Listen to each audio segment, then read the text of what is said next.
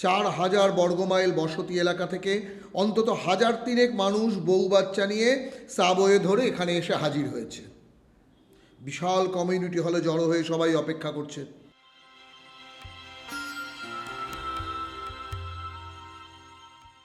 শীর্ষেন্দু মুখোপাধ্যায়ের 2 নম্বর পুরুত। নরেনবাবু পুজোর আয়োজন করে বসে আছেন, ওদিকে পুরুতের দেখা নেই। বারবার টেলিস্কোপে আকাশের সর্বত্র তল্লাশ নেওয়া হচ্ছে, সব ভোভা। আজ সরস্বতী পুজো, আন্তঃগ্রহ মহাকাশযান চালকও কম। ঘণ্টা 2 আগে খবর পাওয়া গেছে গদাই ভট্টাচার্যের পুষ্পকরথ চাঁদ হয়ে আসবে বলে পৃথিবী থেকে রওনা হয়েছে। চাঁদেও মস্ত পুজো, তাহলেও তো এতক্ষণ লাগার কথা নয়। এদিকে নরেনবাবু বিশাল আয়োজন করে বসে আছেন। 4,000 বর্গমাইল বসতি এলাকা থেকে অন্তত 1,000 মানুষ বউ বাচ্চা নিয়ে সাবওয়ে ধরে এখানে এসে হাজির হয়েছে। বিশাল কমিউনিটি হলে জড়ো হয়ে সবাই অপেক্ষা করছে। প্রতিমার সাজসজ্জা সব শেষ, ফুল বেলপাতা ধূপ ধুনো সবই রেডি। মহিলারা লাল পেরে শাড়ি পরে শাঁখ নিয়ে তৈরি, বাচ্চারা হল্লাগোল্লা করে বেড়াচ্ছে। প্রকাণ্ড রান্নাঘরে বড় বড় সৌরচুল্লিতে খিচুড়ি, লাবড়া, পাঁপড় ভাজা, আলুর দম, বেগুনি, চাটনি, পায়েস সব রান্না হচ্ছে। অঞ্জলি দিয়ে সবাই খেতে বসবে। এখন গদাই ভট্টাচার্য এলেই হয়। আশু ঘোষ মস্ত ইঞ্জিনিয়ার, নরেনবাবুর কাঁধে একটা থাবড়া দিয়ে বললেন, কে তোমার পুরুত কোথায়? সকাল থেকে উপোস করে আছি, পেটে যে দাবানল জ্বলছে। উদ্বিগ্ন নরেনবাবু বললেন, এসে যাবেন এক্ষুনি। চাঁদ থেকে মঙ্গলে আসতে কত সময় লাগে বাবা? এ তো একটুখানি পথ, টেলিফোন করছো না কেন?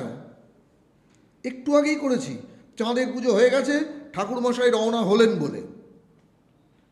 আশুবাবুর 8 বছরের ছেলে কনিষ্ক আরও গোটাকুড়ি বন্ধুবান্ধব সহ দৌড়ে এসে বলল, বাবা আমরা একটু বাইরে গিয়ে খেলি গে। আশুবাবু একটু উদ্বিগ্ন হলেন। মঙ্গল গ্রহে পৃথিবী থেকে আসা কোনো মানুষই খোলা জায়গায় থাকতে পারে না, কারণ মঙ্গলে আবহমণ্ডল বলতে কিছু নেই। অক্সিজেন ও বাতাসের অভাবে কয়েক মিনিটেই মানুষের মৃত্যু অনিবার্য। কিন্তু এই সব বাচ্চা কাচ্চারা মঙ্গল গ্রহেই জন্মেছে। আশ্চর্যের বিষয়, এরা মঙ্গলে খোলা জায়গায় 1-1.5 ঘন্টা মতন দিব্যি খেলে বেড়াতে পারে। পরীক্ষা করে দেখা গেছে এইসব বাচ্চাদের ফুসফুসের ক্ষমতা অনেক বেশি, শরীরের ভেতরকার গঠনও অন্যরকম। আশুবাবু একটু দোনমনা করে বললেন, যাও, কিন্তু তাড়াতাড়ি চলে এসো, অঞ্জলি দিতে হবে মনে রেখো। বাচ্চারা দৌড়ে বেরিয়ে গেল। নরেনবাবুর সেলফোন বেজে উঠল। নরেনবাবু বললেন, হ্যালো, চাঁদ থেকে অভিরাম বলছি। অভিরাম, আরে কি খবর? গদাই ভট্টাচার্য রওনা হয়েছেন? আগে একটু মুশকিল হয়েছে দাদা। কি মুশকিল? ঠাকুরমশাই পায়েসটা একটু বেশি খেয়ে ফেলেছেন, বড্ড আইঢাই হচ্ছে। বলো কি? আমার পুজো কে করবে? তার জন্য ভাবনা নেই, আমরা নয়ন ভট্টাচার্যকে পাঠিয়ে দিয়েছি, আর 10 মিনিটের মধ্যে পৌঁছে যাবে। নয়ন ভট্টাচার্য? সে আবার কে? ভালো পুরুত, দেখুন না পরীক্ষা করে। 10 মিনিটের মধ্যেই নয়ন ভট্টাচার্যের মহাকাশযান এসে নামল। নয়ন ভট্টাচার্যের চেহারাখানা বেশ তাগড়াই, মস্ত শিখা, গায়ে নামাবলি, পরনে ধুতি, পায়ে খড়ম। মহাকাশচারীর পোশাক ছাড়াই নয়ন ভট্টাচার্য তার গাড়ি থেকে নেমে প্রায় 20 গজ রাস্তা খটখট করে হেঁটে এসে কমিউনিটি হলে ঢুকল। সবাই অবাক। পৃথিবী থেকে আসা মানুষ হলে এতক্ষণে মঙ্গলের খোলা জায়গায় তো অক্কা পাওয়ার কথা। ভট্টাচার্য কারোর সঙ্গে বিশেষ কথা কইল না, গম্ভীর মুখে গিয়ে পুজোয় বসল এবং বিশুদ্ধ সংস্কৃত মন্ত্রোচ্চারণ করে বেশ ভক্তিভরে পুজো সেরে সবাইকে অঞ্জলি দেওয়ালো। তারপর চাল কলার পুঁটুলি নিয়ে উঠে পড়ে বলল, আমার তাড়া আছে, আমি যাচ্ছি।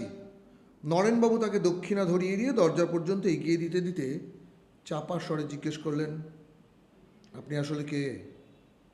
নয়ন ভট্টাচার্য। তাছাড়া কে? টিকিটা লক্ষ্য করেছি। তাই নাকি? তাহলে চেপে যান।